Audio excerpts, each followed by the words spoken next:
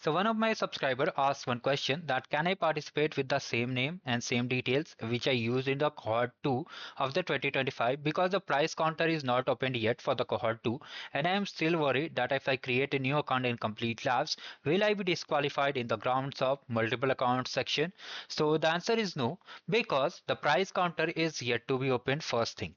Second most important thing, you are participating fresh as a single user, means single account you are using. So every year you can use the same details because how will find new details every year. So you can use the same name also, same address while the price counter will open in 2026 and same mobile number too, as long as you participate with single account.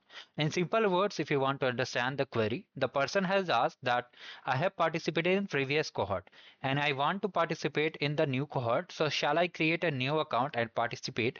Will it be considered a genuine user? So the answer is yes, you are a genuine user, you are participating, your all details are valid.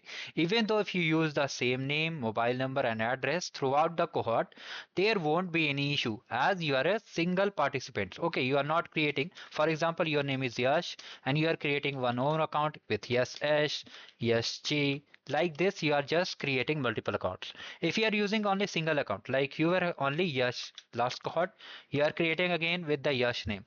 But the answer is that you are just using single account. I am repeating again and again because many people are still getting confused. You are using single account, one account in cohort 2 2025. Okay, and the next account in cohort 1 2026. Okay, you are not having multiple accounts. So in simple words, all details can be used of previous cohort. Do not worry, participate and just learn about cloud computing, enhance your skills and get some cool swags. If you want a guide and if you're watching this video for the first time, here I have shared the complete resources guide. Your all queries, all Q&A are covered over here. Make sure to watch it. I'll share the link in the description. Thank you. Have a great day ahead.